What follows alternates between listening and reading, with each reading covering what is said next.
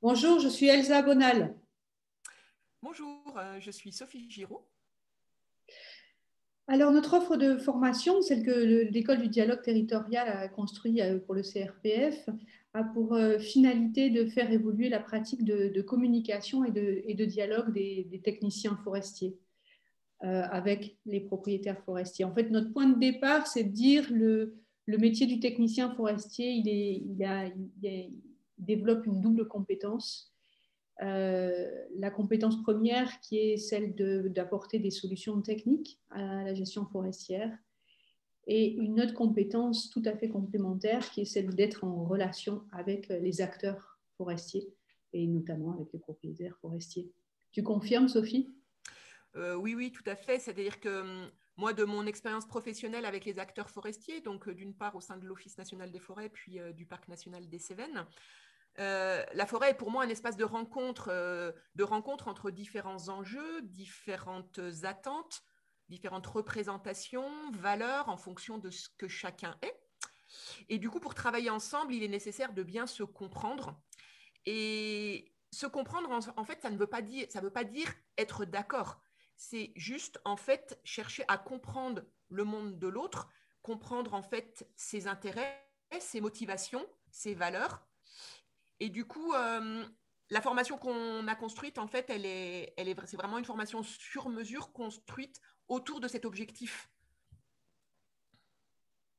Donc oui, c'est pour ça que cette formation, elle vise à revisiter en fait cette pratique qu'ont déjà forcément les techniciens forestiers. Donc si on se met à hauteur d'apprenant, on va aller revisiter la pratique de communication et de dialogue du technicien forestier qui, en gros, alors on vous invite évidemment à aller voir le catalogue de formation qui détaille le programme de la formation.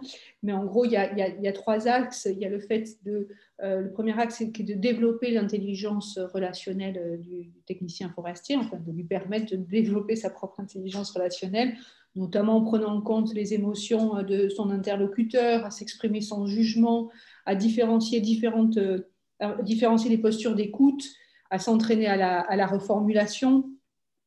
Un deuxième axe qui est de développer la pratique collaborative avec le propriétaire forestier, d'apprendre à nuancer, à relativiser son propre point de vue de façon à faire apparaître le point de vue de l'autre, d'accompagner le passage des positions aux besoins chez le technicien, chez le propriétaire forestier, pardon. Et puis un troisième axe qui est de favoriser la décision par le dialogue, puisque c'est quand même c'est le passage à l'action que recherche le technicien. Donc pour ça, il faut qu'il construise pas à pas la motivation du propriétaire.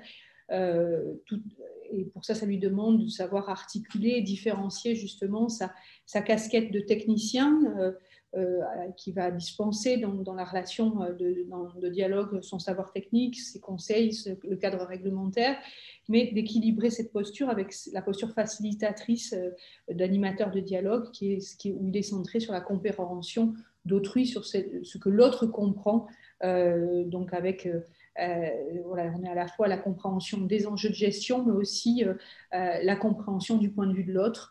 Et c'est à la fois amener le forestier à comprendre le point de vue du technicien, autant que le technicien à descendre au niveau du forestier pour comprendre son propre point de vue. Et donc, du coup, dans cette formation, en fait, bien entendu, il y aura des apports théoriques, mais on a une forte volonté d'y apporter une dimension expérientielle, de manière à ce que chacun puisse vraiment tester, prendre conscience, en fait, de ces questions de posture, de ce qu'il se joue par la pratique. Et donc, il y aura des mises en situation, des études de cas qui seront construites à partir des expériences apportées par chacun, de manière à ce que cette formation soit vraiment ancrée dans la réalité professionnelle des uns et des autres. Un petit point que j'aimerais ajouter en conclusion, c'est que si cette formation est axée sur l'accompagnement des propriétaires forestiers, euh, ce que chacun apprendra pourra bien entendu servir aussi à d'autres situations de dialogue, d'autres situations relationnelles, que ce soit avec des acteurs territoriaux multiples, des élus, voilà, qui sont dans nos métiers de forestiers aussi importantes. Voilà. Bon, ben, on espère qu'on vous a donné envie de vivre cette expérience de formation avec nous, de la partager. Donc, on vous donne rendez-vous à Orléans les 5, 6 et 7 avril. Voilà, on vous dit à bientôt. À bientôt.